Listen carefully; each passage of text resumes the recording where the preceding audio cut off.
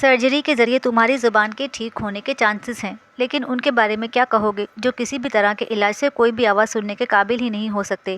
انہوں نے زندگی میں کبھی کوئی آواز سنی ہی نہیں۔ زندگی تم پر بہت مہربان رہی ہے، کیونکہ اس زندگی نے تمہیں اپنی ہر آواز سنائی ہے۔ بارش کی بوچھاڑ، ٹریفک کا شور، ماں کی لوری اور لاڈ، بچوں کے مترنم کہے، پرندوں کی چہکار، اور یہ دیکھو مجھے۔ دونوں پیر جوڑ کر وہ اچھلی اور پیروں کو فٹ پاتھ پر زور سے رگڑا۔ ایسی اوٹ پٹانگ آوازیں بھی جو مفت ہیں، جن پر تمہارا پورا حق ہے۔ زندگی نے تم سے کچھ بھی چھپا کر نہیں رکھا، تمہیں سب دیا ہے۔ تمہارا ایک ہاتھ مفلوج ہے، لیکن ایک کی ٹھیک ہونے کے چانسز ہیں۔ آج نہیں تو کل یہ بھی ٹھیک ہو جائے گا۔ اتنی جلدی سب کچھ ٹھیک نہیں ہوتا۔ ہاں، جلدی نہیں ہوتا، کوشش سے ہوتا ہے، اور یہ کوشش تمہیں کرنا ہے۔ ہیلن کیلر نے پہلا جملہ کیا بولا تھا جانتے ہو؟ اس نے کہا تھا، میں گونگی نہیں ہوں۔ اس جملے کا مطلب جانتے ہو کیا ہے؟ اس کا مطلب یہ تھا کہ میرے پاس آواز ہے۔ اس کا مطلب تھا کہ میرے پاس طاقت ہے۔ میں فتح مند ہو چکی ہوں۔ میں اپنی کمزوری کو مات دے چکی ہوں۔ میں ہیلن کیلر، میں ایک مکمل انسان ہوں۔ 20 سال اس نے اپنا ہاتھ اپنی ٹیچر کے ہونٹوں اور حلق پر رکھا تھا اور دنیا کا سارا علم نچوڑ لیا تھا۔ تم 20 مہینوں میں تھک گئے ہو؟ ابو بکر لاجواب ہو چکا تھا۔ ٹیولپ تمہاری مدد کے لیے آیا ہے، لیکن سچ بتاؤ، کیا تم خود ٹیولپ سے بڑا جادو نہیں ہو؟ تمہاری ہمت اور حوصلہ بذات خود ٹیولپ نہیں ہے۔ اب تک انسانی تاریخ میں کتنے بڑے بڑے جادو ہوئے ہیں، کیوں اور کیسے؟ صرف اس لیے کہ انسان کے پاس ہر جادو سے بڑا ایک جادو ہوتا ہے، اس کی محنت کا جادو، اس کے جنون اور لگن کا جادو، خود کو مکمل سمجھنے اور کبھی ہار نہ ماننے کا جادو۔ اللہ نے ٹیولپ کو بھیجا، لیکن کوشش کے لیے ہمیں ہی موجود رکھا۔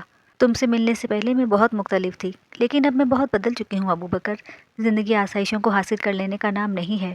کامیاب زندگی دولت اور شہرت کے گرد نہیں گھومتی۔ کامیاب زندگی اور کامیاب انسان تو وہ ہے جو پہلے خود مضبوط انسان بنے، پھر دوسرے کمزور انسان کو مضبوط بننے میں مدد دے۔ یہ زندگی انسانیت کی خدمت کے علاوہ کچھ نہیں ہے۔ ابو بکر چپ تھا۔ وہ رات تک چپ رہا تھا۔ وہ سوچ رہا تھا کہ کب اور کیسے وہ اتنا بدل گیا تھا۔ بچپن سے لے کر اس حادثے سے پہلے تک وہ بہت خوش امید رہا تھا۔ اس نے کبھی خود کو گونگا نہیں سمجھا تھا۔ اس کے بہت سے پلانز تھے، خواب تھے، جنہیں وہ پورا کرنا چاہتا تھا۔ پھر کیسے ہاتھوں کی معذوری کے بعد اس نے خود کو ادھورا سمجھنا شروع کر دیا تھا، ہنسنا اور کہے لگانا ترک کر دیا تھا، اپنے خوابوں کو محدود کر لیا تھا۔ وہ کیوں محسوس نہیں کر پایا تھا کہ اس پر مایوسی طاری ہوتی جا رہی ہے، ہمت ہارنا شروع کر دی ہے۔ وہ خود کو صفر سمجھنے لگا تھا۔ چند دنوں بعد وہ دوبارہ اس سے ملنے کے لیے گئی تو ابو بکر گھر پر نہیں تھا۔ آنٹی نے بتایا کہ وہ قریب گراؤنڈ میں فٹ بال کھیلنے کے لیے گیا ہے۔ جب وہ فٹ بال کھیلتا ہے تو اکثر منہ کے بل گر جاتا ہے، اٹھنا اس کے لیے مشکل ہوتا ہے، لیکن پھر بھی وہ چلا گیا۔ آنٹی کی آنکھیں نم تھیں، لیکن چہرے پر خوشی تھی۔ وہ بھی یہی چاہتی تھی کہ تکلیف سے گزر کر ہی صحیح، لیکن ابو بکر خود کو زندگی میں شامل کرے۔ پھر انہوں نے اسے کچھ پیپرز دکھائے۔ ساری رات بیٹھ کر انہیں لکھتا رہتا ہے، پسینے سے بھیگ جاتا ہے، تکلیف سے چہرہ کھنچ جاتا ہے، لیکن یہ پین کو انگلیوں میں پھنسا کر لکھتا ہی رہتا ہے۔ ٹائپ کرنے کی کوشش بھی کر رہا تھا۔ اپنی گمشدہ ڈائری کو بھول کر وہ نئے سرے سے کچھ لکھنا شروع کر چکا تھا۔ ان پیپرز پر ٹیڑھی میڑھی 4-5 سطریں لکھی ہوئی تھیں اور پہلی سطر تھی، میں ایک مکمل انسان ہوں۔ ایسا تو نہیں کہ وہ یہ دنیا ہی چھوڑ چکا ہو۔ وہ خود سے محو کلام تھی، اپنے کھانے کے لیے کچھ بنا بھی رہی تھی۔ تم کتنی آسانی سے موت کے بارے میں سوچ لیتی ہو، بہت بری بات ہے۔ اچھی بات یہ تھی کہ پین میں سوس ڈالتے ہوئے اسے ایک آواز سنائی تھی، میرے خیال سے میں بہرا نہیں ہوں، سن چکا ہوں کہ تمہیں 9 بجے پک کرنا ہے۔ اگر تمہاری فلائٹ لیٹ ہوئی تو مجھ سے یہ توقع نہ رکھنا کہ میں وہاں بیٹھ کر تمہارا انتظار کروں گا، ٹھیک ہے؟ بائے۔ وہ سمجھی ساتھ والے اپارٹمنٹ سے کسی کی آواز آ رہی ہے۔ اس نے آواز پر توجہ نہ دی۔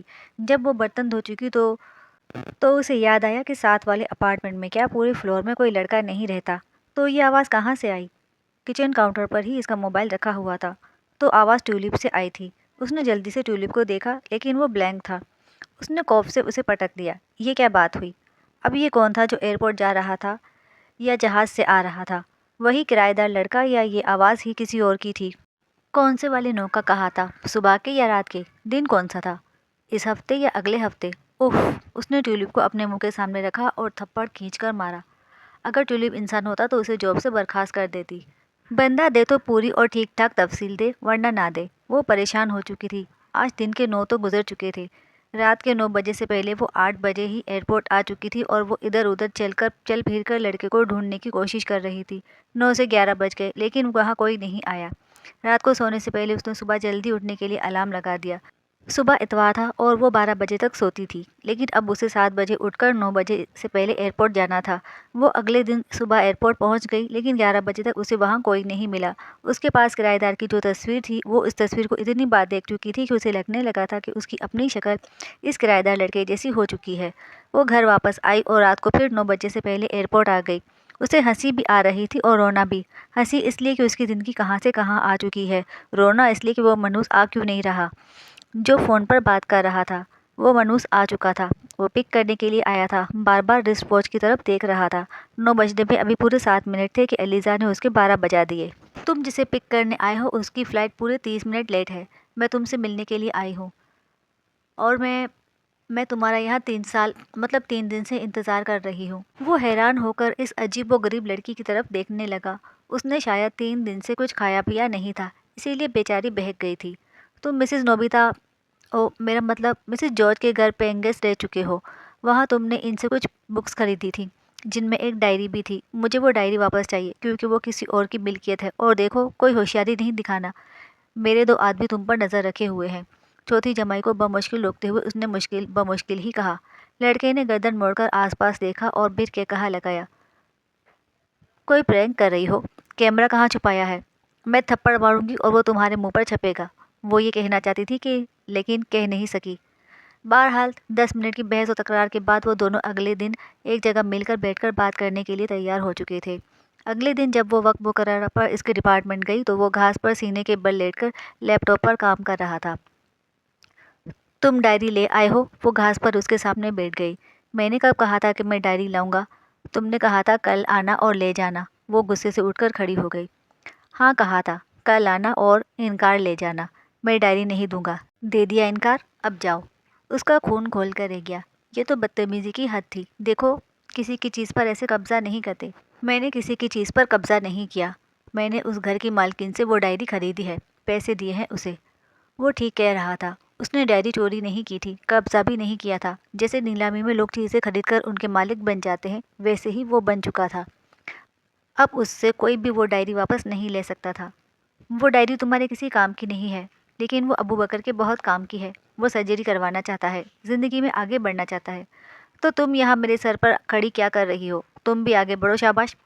غصے سے کھولتے ہوئے اس نے مٹھیاں میچ لی اور بہت ضبط سے کہا، تم اس ڈائری کے بدلے میں کیا لوگے؟ تم کیا دے سکتی ہو؟ کچھ بھی، لیکن دیکھو بے وقوفوں کی طرح پیسے نہ مانگ لینا۔ کوئی ایسا کام جو میں نہ کر سکوں۔ وہ تھوڑی کھجانے لگا، شاید وہ سچویشن انجوائے کر رہا تھا۔ تم میری گرل فرینڈ سے میری بات کروا سکتی ہو؟ تم خود بات کر لو، فون کر لو۔ مریخ پر تو نہیں رہتی نا؟ اس زمین پر نہیں رہتی، وہ مر چکی ہے۔ تو تم بھی مر جاتے۔ اس نے سوچا لیکن کہا نہیں۔ کہا اس نے یہ، مجھے مردہ لوگوں سے بات چیت کا کوئی تجربہ نہیں ہے۔ تم کچھ اور کہو، شاید میں وہ کر سکوں۔ یہ کر سکتی ہو تو ٹھیک ہے، ورنہ بائے بائے۔ اس نے ہاتھ ہلایا۔ ہائے ہائے، اس کا دل دہائی دینے لگا۔ وہ سوچنے لگی شاید ٹیولپ اس سلسلے میں کچھ کر سکے۔ اچھا اپنی گرل فرینڈ کا نام وغیرہ بتاؤ یا کوئی تصویر دے دو، میں کوشش کروں گی۔ وہ حیرت سے اسے دیکھنے لگا۔ اسے توقع نہیں تھی کہ وہ ہاں کہہ دے گی۔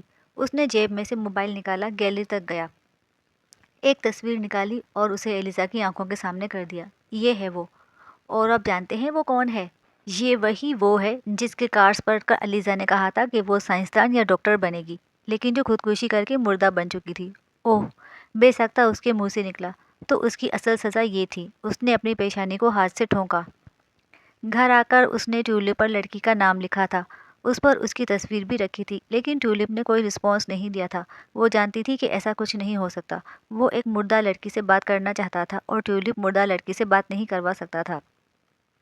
اب ڈائری کا اصلی مالک بھی وہی تھا۔ وہ جس شرط پر چاہے اس شرط پر انہیں ڈائری واپس دے سکتا تھا۔ وہ دھوس سے اس سے ڈائری واپس نہیں لے سکتے تھے، نہ پولیس کے ذریعے نہ ہی عدالت کے ذریعے۔ وہ ابو بکر سے ملنے کے لیے گئی تو آنٹی ڈاکٹر سے فون پر بات کر رہی تھی۔ وہ بہت پرجوش تھیں۔ شاید ڈاکٹر نے انہیں کوئی اچھی خبر سنا دی تھی۔ ایک ماں کی زندگی کی سب سے بڑی خواہش اپنے بیٹے کو تندرست دیکھنے کی تھی۔ انتظار تو تھا بس پیسوں کا، اور بات سے پیسوں کی بھی نہیں تھی، بات اس کامیابی کی تھی جس کی ابو بکر کو اب ضرورت تھی، اس یقین کی تھی جو اس کے پاس موجود رہنا چاہتا تھا، اس کی اپنی چیز، اس کا اپنا کام، اس کی اپنی قابلیت۔ کتنے ہی دن اور پھر ہفتے بھی گزر گئے لیکن کچھ نہیں ہوا۔ نیو یارک میں سردی بڑھ گئی۔ ایک دن برف باری کے دوران اچانک ابو بکر اس سے ملنے چلا آیا۔ اس کی ناک اور آنکھیں سرخ ہو رہی تھیں۔ اتنی ٹھنڈ میں تم گھر سے باہر کیوں نکلے؟ ماما نے کہا چلنا پھرنا اچھا ہوتا ہے۔ اس کے پاس بولنے کے لیے ایک یہی بہانہ رہ گیا تھا۔ اس نے لب بینچ لیے۔ تو تم چلتے پھرتے میرے گھر تک ہی کیوں آتے ہو؟ اور کہاں جاؤں؟ اگر وہ منہ سے بول سکتا تو اس کی آواز میں معصومیت ہوتی اور محبت بھی۔ اس نے ابو بکر کو لڑکی کی تصویر دکھائی۔ یہ لڑکی مر چکی ہے اور ہیری اس سے بات کرنا چاہتا ہے۔ وہ پھر ہی ڈیڈی دے گا۔ ابو بکر چونک گیا۔ ابھی کل ہی تو ماما نے اس سے ویڈیو کال پر بات کی ہے۔ اس کے فادر میرا کیس دیکھ رہے ہیں۔ یہ اپنے فادر کے مریضوں کی کالز وغیرہ اٹینڈ کرتی ہے، ان کا ریکارڈ دیکھتی ہے اور میٹنگ ارینج کرواتی ہے۔ وہ حیران ابو بکر کی شکل دیکھ رہی تھی۔ وہ اس سے ملتی جلتی کوئی اور لڑکی ہوگی، ایسا ہو سکتا تھا، لیکن اس تصویر کو غور سے دیکھو۔